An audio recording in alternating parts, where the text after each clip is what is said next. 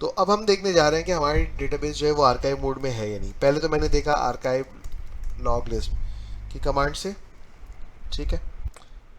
तो ये हमने चेक किया आर्काइव मोड में है ये डेटाबेस या नहीं है। तो आर्काइव लॉग लिस्ट एक तरीका तो ये है, इसमें देखिए लिखा हुआ है नो आर्काइव लॉग मोड एक बात, या क्यूरी से अगर हम देखना चाहें log underscore mode mode from V dollar database, तो यहाँ लिखा हुआ है नो आर्काइव लॉग मोड, ठीक है।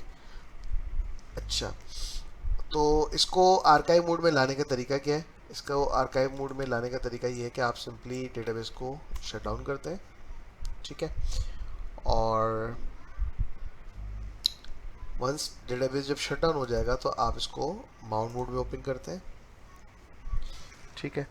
और माउंट मोड में आने के बाद आप एक कमांड चलाते हैं ऑल्टर डेटाबेस आर्काइव लॉग, ठीक है। बस अगर आप आर्काइव मोड डिसेबल करना चाहते हैं लेट से, तो मैं कमेंट्स में लिख रहा हूँ alter database no archive log, ठीक है। तो ये नो आर्काइव मोड में आ जाएगा। अच्छा, इस कमांड को जस्ट लिखा और आपने ऑल्टर डेटाबेस ओपन कर दिया, ठीक है। इससे इम्पैक्ट क्या आएगा?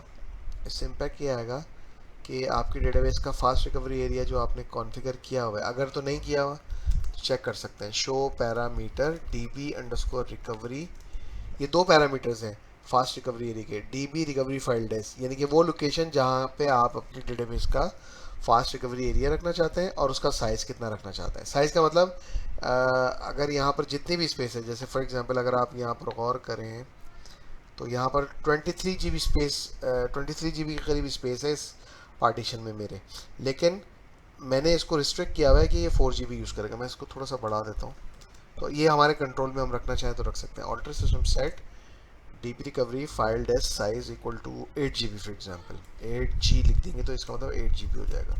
Show parameter dB underscore recovery 8 GB, तो इसका मतलब है ये है कि ऑरिकल जो है आपने जो फ्लैश रिकवरी एरिया या फास्ट रिकवरी एरिया जिस भी कहते हैं जिसको, इस पे आपने ऑरिकल को बताया हुआ है कि वो 8 GB तक स्पेस यूज़ कर सकता है। पीछे चाहे 100 GB मौजूद हो या जितनी भी हो, आपने उसको लिमिट कर दिया। अच्छा, यहाँ पर एक आपको एक कैपिटल में आपकी डेटाबेस का जो नाम है उसके नाम से एक फोल्डर नज़र आ रहा है, ठीक है। और इसमें फ़िलहाल ये ऑनलाइन रीड लॉक भी खाली है, इसको अगर आप डिलीट भी करना चाहें तो कर सकते हैं, ठीक है। अब होगा क्या, हमने ये बात की थी जब रीड लॉक स्विच होगा तो उसकी कॉपी बनेगी, तो वो बाय डिफ़ॉल्ट कॉपी जो है अब वो इस जगह पर बन रही होगी। कैसे? अगर मैं इसको वेरीफाई करना चाहूँ तो मैंने लिखा, अब लॉक कैसे स्विच होता है ये हमें पता है, ऑल्टर सिस्टम, हम मैनुअल स्विच कर रहे हैं।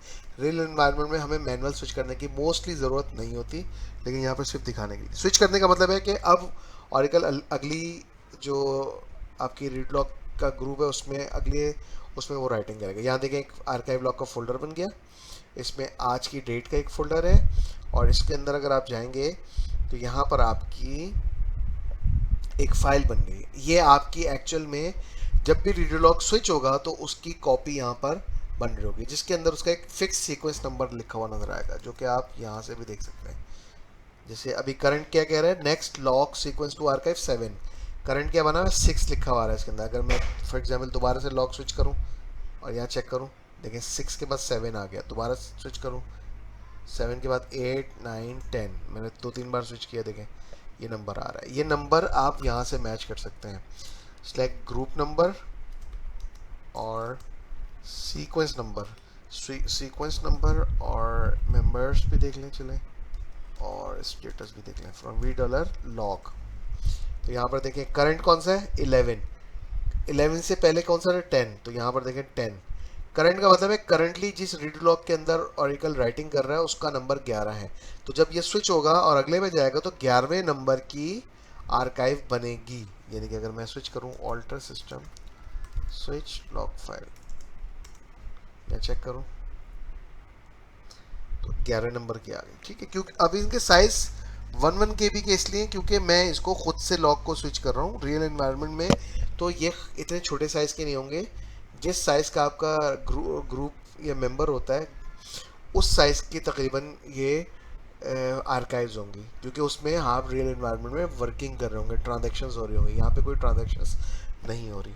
अच्छा, बाय डिफ़ॉल्ट क्या है, कि आप देख रहे हैं कि जब भी लॉक स्विच होता है उसकी यहाँ पे कॉपी बन रही है। ये आर्काइव फाइल बहुत ही ज़्यादा इंपॉर्टेंट है। इंपॉर्टेंट का मतलब क्या है कि हमने बात की थी हमारे 3 ग्रुप्स हैं। जब ये ओवरराइट हो जाता है, अगर आर्काइव मोड नहीं है, तो इन्फॉर्मेशन इसमें से लॉस हो गई, तो उसको प्रिजर्व करने के लिए हमने आर्काइव मोड इनेबल कर दिया। अब इसकी कॉपी बन रही है, और इस कॉपी का मतलब ये है कि जब रिकवरी करेंगे ना तो इस फाइल की ज़रूरत होगी। अब इसको इसकी इंपॉर्टेंस इस सेंस में ले लें कि जब आप रिकवरी करेंगे ना तो उसको 6 नंबर की आर्काइव चाहिए होगी, फिर 7 नंबर की, फिर 8 नंबर की, फिर 9, फिर 10, 11। ठीक है, तो लेट से 6 के बाद उसको 7, 8, 9, 10 वाली या 9 वाली आर्काइव आप डिलीट कर दें या मिस हो गई।